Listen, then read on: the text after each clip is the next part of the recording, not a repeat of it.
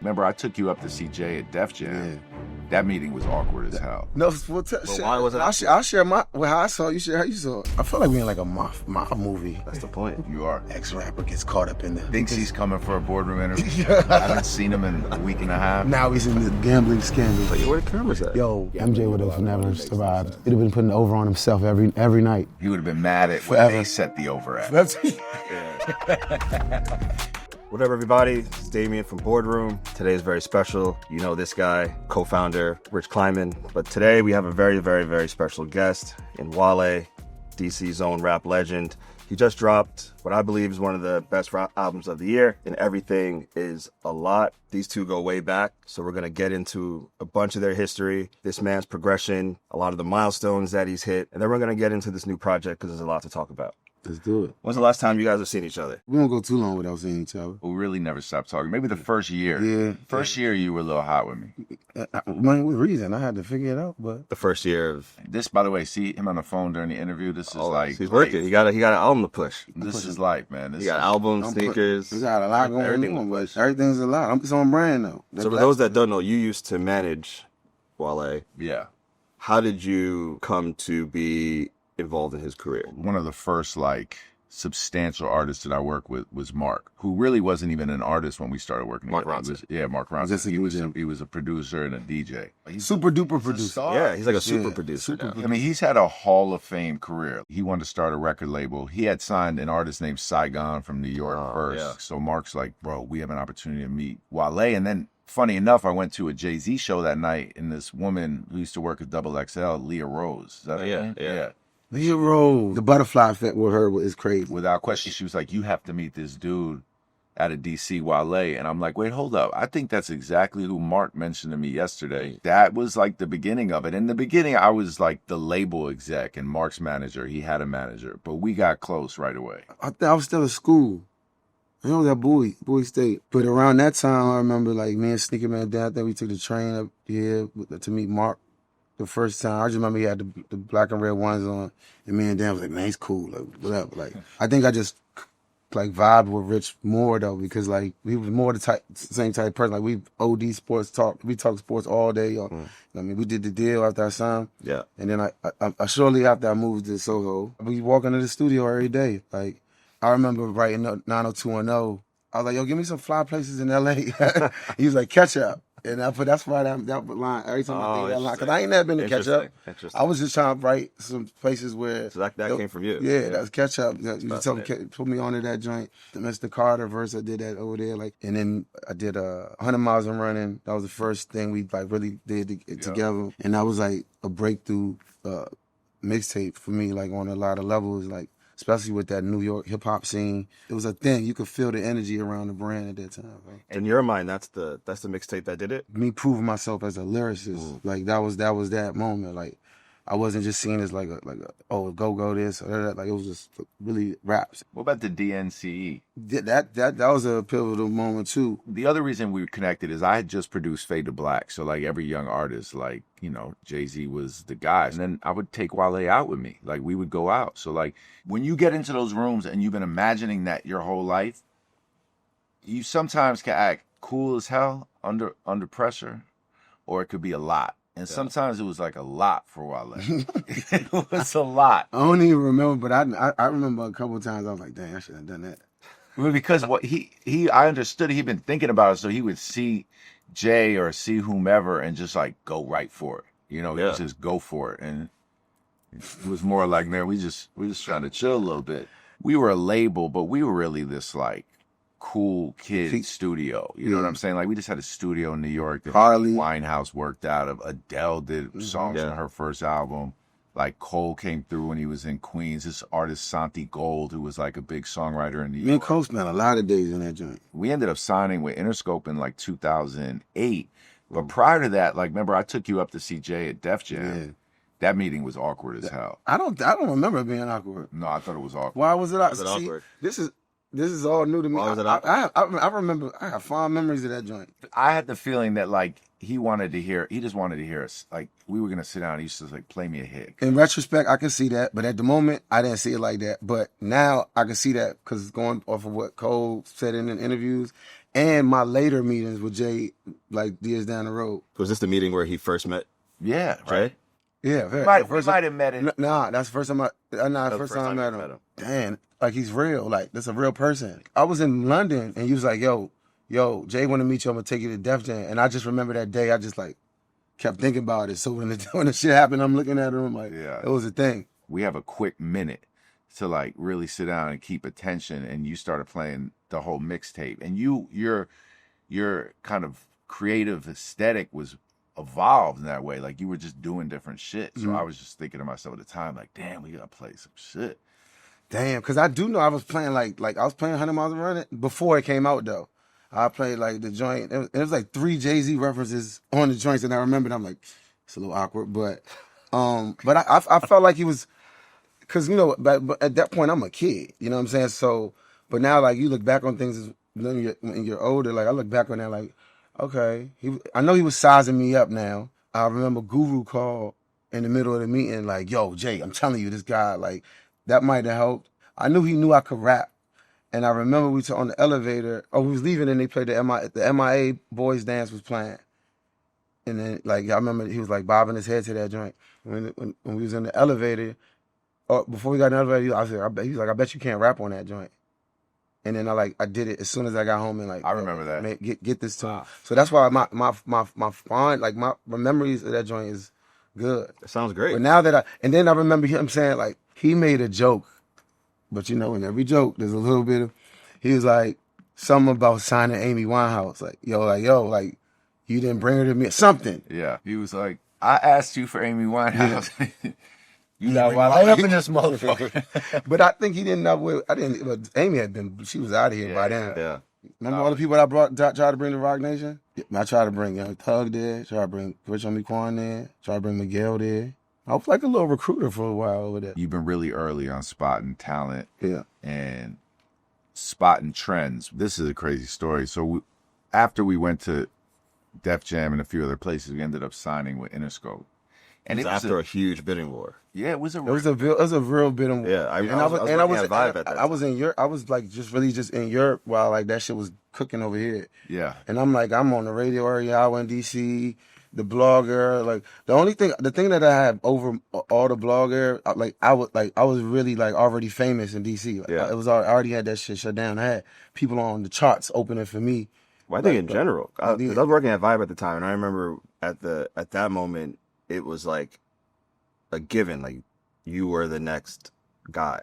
Remember GQ? That's the next one up. That was an insane shoot with GQ. With the one like that. Do you remember the GQ Man of the Year shoot with me, Cuddy, and Drake? Yeah. But I just remember none of the clothes fit me, like none of them. They were all like pants big. They didn't really fit any of you. And it was. Oh, you remember that? I remember that shoot. Yeah. Damn. I did feel like an outcast. Like, out of the three, they're like, "Yo, I'm working with Beyonce. I'm working with Justin Timberlake. I'm working with," and then like, "Oh yeah, I'm working with the Roots." Like, and they like, I just remember, and I'm like, "What?" Like you feel me? But the way they was trying to make it look, like I never forget it. Like, and maybe they was bidding for the moment, but I was like, yeah, that's what I'm on. That's my big look so far. But I'm coming. They looked at you different because of that. It was just like I don't know. Maybe they was fucking with me. Maybe they was just like, yo, let's just. Well, everybody sees his success ain't the same. Right. You know what I'm saying? Like, cause I was proud of that. So I'm like, it ain't that or that, but shit, like this is where I'm at, and I'm still going. So that whole era though, that like blog era,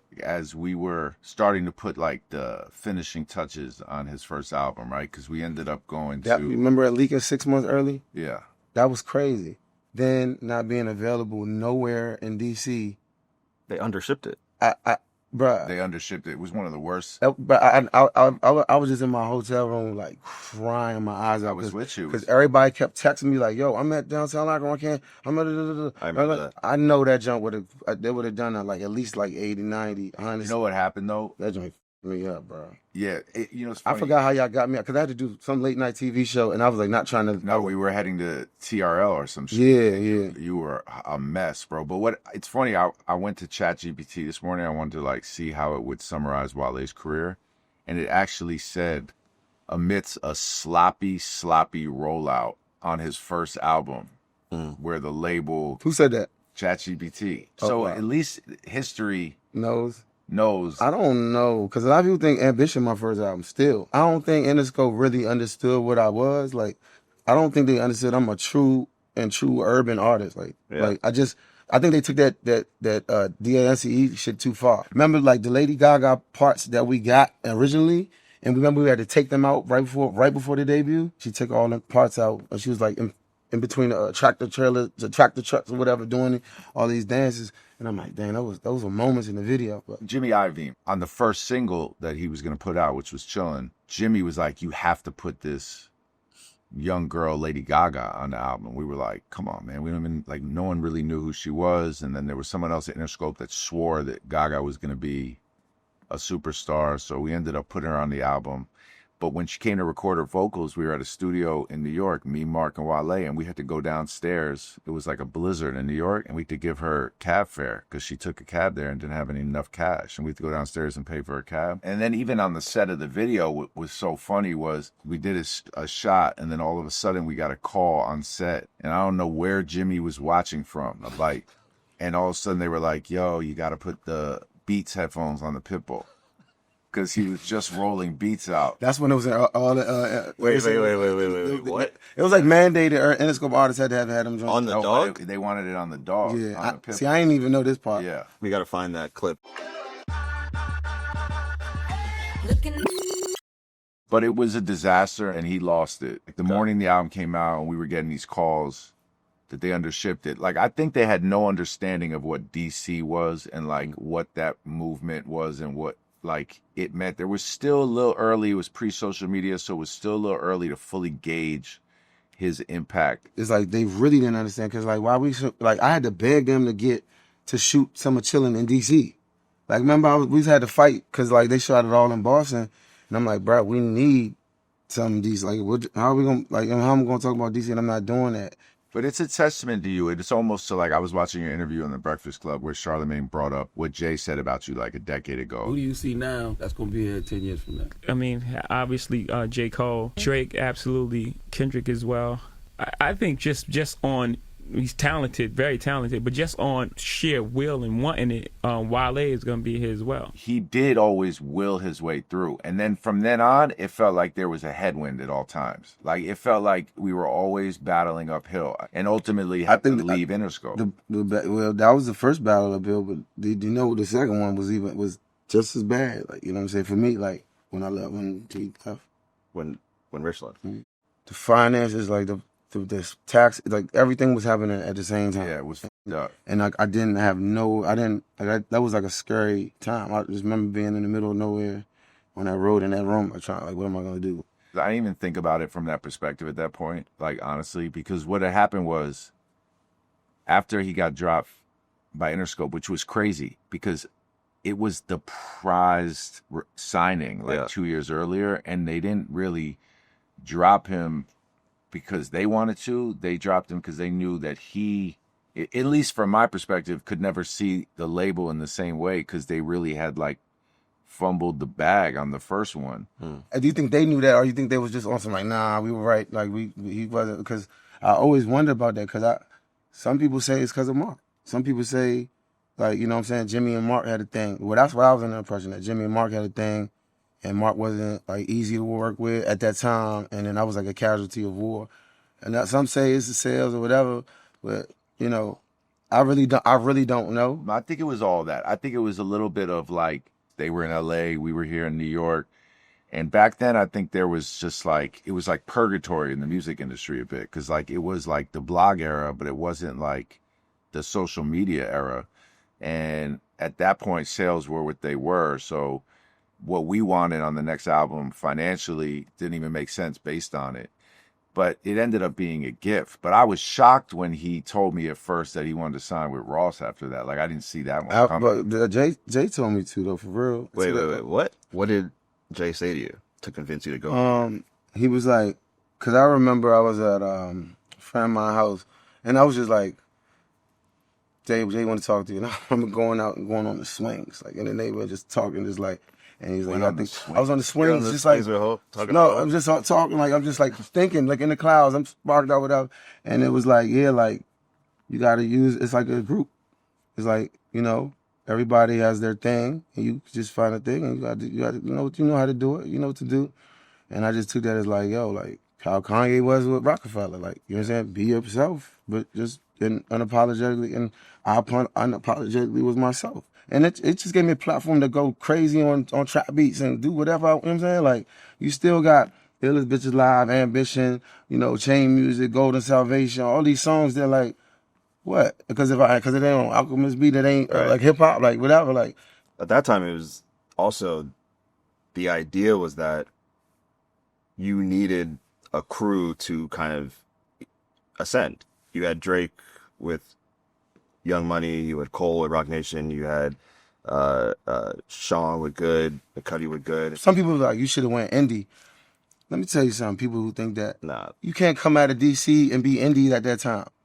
You know what I'm saying? Like, especially from where I'm coming from, a record deal already. Now I'm indie and trying to get it out the money. But they would have started treating me like it never happened. And this is where Delaware State. It's a long lineup of people. I don't remember all who was on that bill, but I know Ross was on that headliner, and he saw that set and he was like, "Yo, I gotta meet with you," and that's how the dialogue started. But Interscope did try to sign me back, like shortly after they dropped me, and I found that out at the breakup song video. One of the people on the team called me, was like, "Yo, Jimmy, Interscope's trying to, you know, put you with Polo the Don." That's the one name I can remember, Polo the Don, put you with Polo the Don. It was because of the buzz of how big No Hands got. Because, like, when we left Interscope, No Hands was like, it was like kind of like the next big thing for me, right? It was on after that. Like, it was on with No Hands, because I was like in the South with Gotti, with Gucci, with all of them. I was just around, you know what I'm saying? And I remember they didn't let me perform it at the BET Hip Hop Awards. Everybody was there, I was there. And they was like, nah, only Roscoe and Walker could do it. Nah, why would they have done that? You had the biggest verse on the song. It was brand new. It was only like you had just been coming off Interscope. They didn't know how that record was going to take off. You know that record now, if you're like a 12-year-old kid on TikTok, you know every word to that verse. Man, it's diamond. You couldn't talk to Ross without him mentioning Wale or mentioning me or mentioning a Gunplay or whoever else was on the label at that point. And Ross was starting to get bigger and bigger stages, so he always ended up bringing Wale.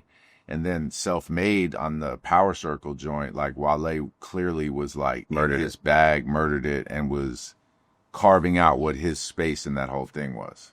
When did you get off MMG? Right before this album? The end of my last album was Fallen 2 was my last album on MMG. You and Ross still good? Still very, very, very good. Can you appreciate your body of work now or appreciate your place in hip hop? Because I used to be like, bro, you like, if you look at this like a basketball team, like you're starting and making all-star games. Like you may not have won MVP. But you got to understand that first week thing. Like you dream about that forever. Like you dream about that. That's like almost probably like you supposed to get drafted like top 5 and then you just slide to like undrafted free agent. Like, you know what I'm saying? Like, and then get cut 2 years later. Just like how JB talking about how like everybody was carrying him when they was trying to get their first deal. Yeah. And like they still talk about that. Like, you know what I'm saying? He could be doing them Forbes joining. He'll always bring that up. Like, that's mine. But he never seemed mad about it. But about Reasonable Doubt? Jason was pretty mad about Reasonable Doubt. What about how people like didn't respect it and no one, you know, he rapped about it for years. Yeah, obviously on my first I'm talking about the buildings, the build, like the building saying no, the people saying no, like it all created something in him that, like, maybe he's that motivated him, not made him. But my motivation was still, I could be mad and motivated. He just be doing it's kind of cool. I'm aggressive ex-football person. I attack. Like I was like, oh yeah. But the thing is, like when you mentioned that artist that came up to you, right? Like when you really start to think about it, like he changed my life too. Because you have to understand, in 2007, this is before his first album came out, he asked me to take KD to a Jay-Z show. So that started my relationship with Kevin. But for the next 5 years, it was just like a friendship where we talk hoop. So then when I decided to try to get into sports, and then when we signed Kevin, and then I told Wale, like, I'm done. Looking back on it now, I'm like, damn. Like, I really did just, like, meet this guy through Wale, build this rapport, and then be like, I'm out. And I can understand it from his perspective. But then what ended up happening was after that, like, Wale got interviewed once on Hot 97 and was like, yeah, like I connected Rich and KD. So then since that time, I've said it in every single interview I've ever done, right? Wale, you hear that? Yeah. All right? Oh, yep. I got, well, Yes? I don't mean, I don't watch every interview, but I've heard you say it Well, in interviews. I'm just, you should watch every interview. okay. Well, then say that. But what I've noticed now is Wale is now leaving me out of his history. Okay. Yeah. All right.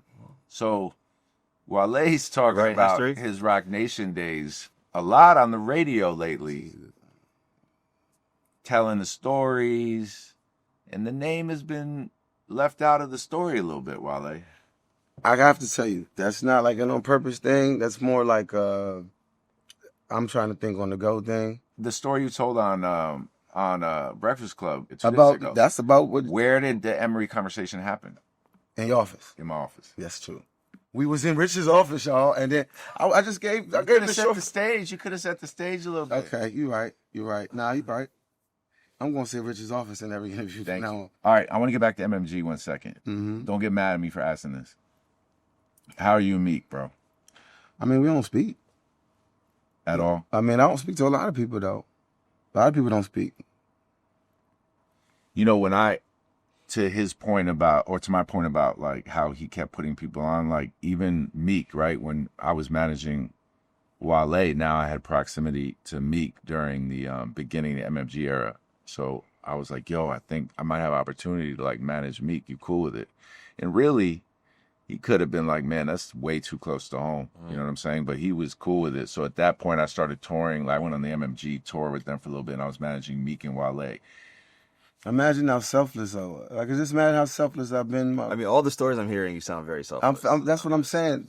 Nice guys sometimes don't finish first. I'm not gonna say I'm finishing last, but listen, I just like try to be very, very selfless in a lot of ways. But you gotta know, like, sometimes I'll be like, look what selfless got you in this particular situation. You feel it doesn't come back to you. If I say the truth, they're gonna be like I'm crying. So let's just keep it. Nah, I answer it. think You don't think it comes back? You don't think it people comes look back out your for way? Yeah, nah, people look out for me. Thanks for asking it that way. People do look out for me sometimes.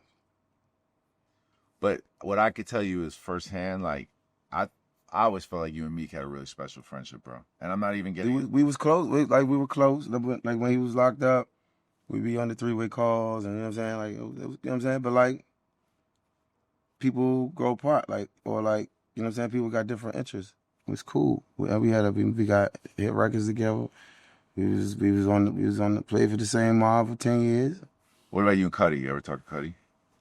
I don't talk to Cuddy. I mean, I think, you know what I'm saying? Like, I don't harbor no nothing, but I really felt like they kicked me when I was down like crazy.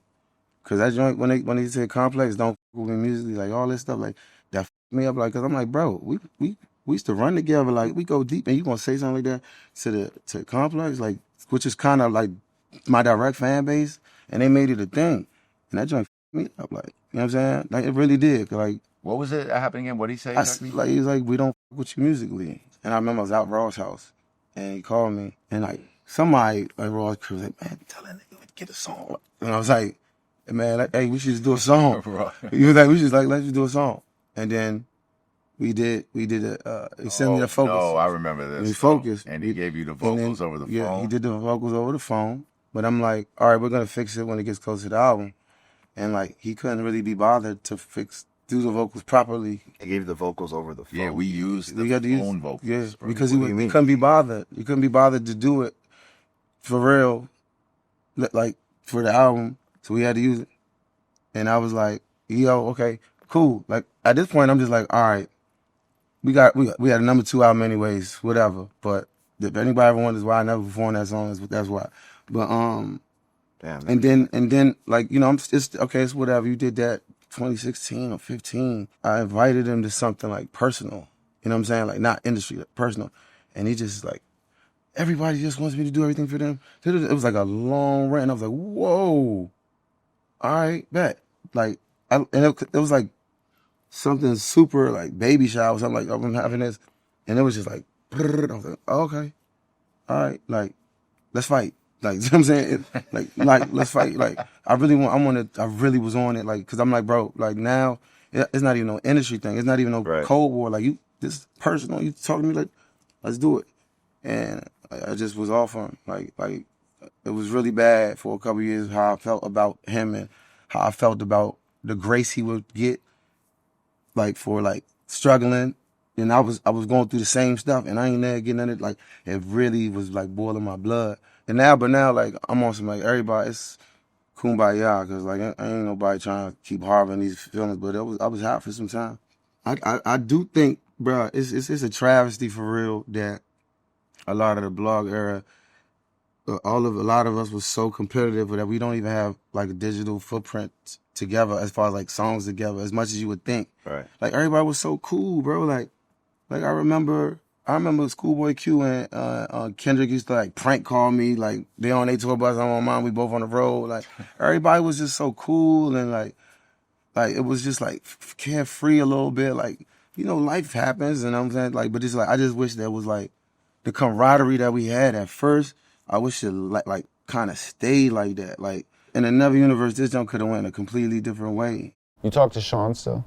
Yeah, Big Sean's my man. Yeah, I talked to Sean maybe like last month. I talked to Sean. Sean's had an incredible career. He has a great career too, and I think a lot of people be underplaying him too. Like, you know what I'm saying? Nah, but me and Sean, we always been good. You know, we did that show at the High Line before your album came out, and I was talking to Damien about it earlier. When everybody was at Leo DiCaprio, Jay-Z. I saw a picture of that recently. Drake. I remember Drake. Drake asking for tickets. Drake. Yeah. We went and got Drake outside and brought him in. Nah, I think he was there. At that point, all right, it was all there. It was all locked in. tight. It was all locked in. It was all locked in. It felt like, tell me if I'm wrong, you had a lead in the blog era. Yeah. For a while. Yeah. You had a lead. Yeah. Then Drake came like, yeah. But you had a lead. Yeah. You ever see Drake? What, lately? Yeah. Nah, I ain't seen him. Last time I seen him was at maybe one of the Sean Dickinson parties in LA. Like, and briefly, like, how you good? You good? Good? Yeah. How the kids? Good? Yeah. All right, peace. We never had a close relationship like that for whatever reason. I don't know. But I mean, we good, but we never not as close as like. Yeah. Y'all acting like this liquor. Can I get water? Amen. Yeah. Y'all acting like this is tequila. I need some water, man. You got a little shot of water? Yeah, a little shot of. Good looking, bro. It feels like that beef kind of, to most people, was like the end of the blog era run. What beef? Like the Drake and Kendrick beef. Like that was like Oh. the point of like like whatever little camaraderie. Whatever nostalgia, motherfucker. Yeah. Definitely. Like that was it. Yeah, maybe. I don't know. Maybe it ended earlier before that. I think maybe when everybody stopped like really like working, like everybody stopped like with each other. Like, I think, you know what I'm saying? And I think that's what the game does to you. You know, people's inner circle do that to you, and then life happens. You know what I'm saying? But once everybody stopped like really like rapping together, or maybe the numbers decided who's working together, I think it kind of ended right there. When you look at the Seinfeld projects, you realize, like, you remember when we had Seinfeld come meet us in the studio and record vocals on the mixtape? So, man, I got an important text. Come on, man. It's album release week, bro. We're on Boardroom right now. I understand that, but everything's a lot. This is just the part of the brand. All right, go ahead. No, this is not. It is part of your brand. Yeah, not our everything's brand. a lot. It's us. We together right now. Collab post. This Seinfeld shit was crazy. Yeah. I remember doing that. Yeah, I came in to do the album. Right. I thought we were doing the album today. When are we doing nothing? You said we were going to do the album about nothing. When are we doing that? I thought we were doing that. I just want to see if I can get you here. All right, then I guess I'll come back. Please. That was it. Yeah, that's it. That was it. No, it's just like looking back on everything. It's like, bro, I remember they was like, why don't you get Kevin Hart to do it instead? Like, won't that be more? And I'm like, in my mind, like, mind you, like, I've evolved so much as a writer, like an artist. I'm like, bro, it's about juxtaposition, man. Like, that's what I'm, and like, it felt like I was talking to, like, they just wasn't hearing me. You know what I'm saying? Like, they just didn't understand. And Was it number 2 album in the country? yeah, I jumped in one 26 or something like that first week. So this is your 8th album. Yeah, we'll not be doing 126 first week, but it'll be better. It'll be the best. It's not a thing, but it's probably the best project I've ever done to me, and the way it feels to the people that I'd agree with follow. that. I think the highs might not be as high, but I think as like a base level, it's probably the best project you've put out so far. Appreciate it. You agree with that the highs may not be? Well, usually you have like a crazy, like it's like you engineered a hit. Well, whereas this is like feels more. I think there's hits on there. There's hits on there, but before it was like you're aiming for. Watch this. You're aiming for the radio. We coming back. I'm not. Nah, I don't ever think I aim for the radio. No, it felt like before. I just be rapping, and then like that's literally how it happens. Like it never be like, oh, this is gonna be the single. Right. I've never done that. Well, it's a compliment to you then. If it's anything, it's like I'm like, yo, I'm gonna put the radio on to something different.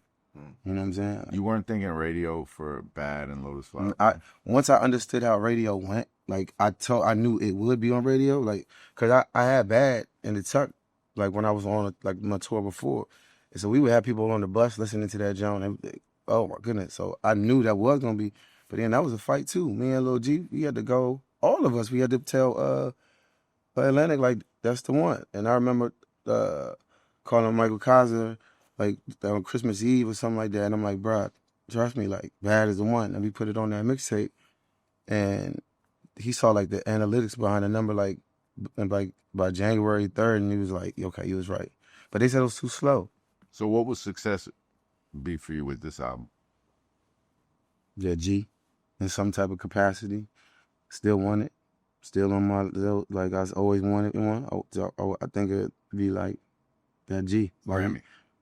Was you with me when I got the BET Award and I spilled the drinks? Yeah, I sat in the front row with French. Man, it's crazy that joint is like not on the internet. Maybe they scrubbed it, but you spilled the drink on Jay-Z and Beyonce and Solange.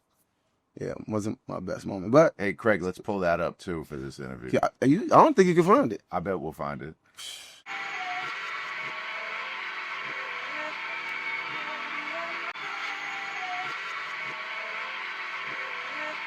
How's Cole? He good. I bumped into him another day in New York, and he good. He's always good. Y'all love him so much. You know, that's his roommate. They room together. Yeah. He's a national treasure. Good friend. He is a good friend, right? Mm-hmm. You mentioned DC earlier, how hard it was to come out of DC. Where would you say you are in DC right now? And how people see you and your legacy? I mean, to some I'm like revered. Some probably feel away, but I know I'm a pillar like in music. Something about that area that makes us like chip on our shoulder kind of thing. You know what I'm saying? How'd you meet Katie? How'd you even? We know because all the hoopers. Don't say hooping, bro. No, all the hoopers. Oh, I thought you'd be like. Cause the moons and everybody like hanging out. Can't be hooping? Not with them. It's not with Sweeney and James White. KD and them kind of ushered in the big blue blood schools coming to the DMV because like we had some guys like Delonte West and all these guys were going mid-major and shit. But like I was blowing up locally and KD was blowing up. Like we just same circles. I have a funny story about Delonte, even though obviously it's awful how his life's unfolded. He was such a good dude. We were in the studio and Delonte West was with us. The Celtics played the Lakers in the finals. And he was telling us a story about how he had told Doc Rivers he wanted to play more. Doc came down. He's like, Delonte, you're in. I'm going to have you check Mamba. He was like, hell no. And he said, Doc looked at him and was like, what you mean? Get your ass back to the bench. But mid-finals, he's like, I'm not guarding Kobe, man. F that. Delonte got no filter, man. Where are you at in the footwear business right now, and what do you want to do in that space? We got a limited run of Nike boots coming. That's right now. That will be a big part of your future.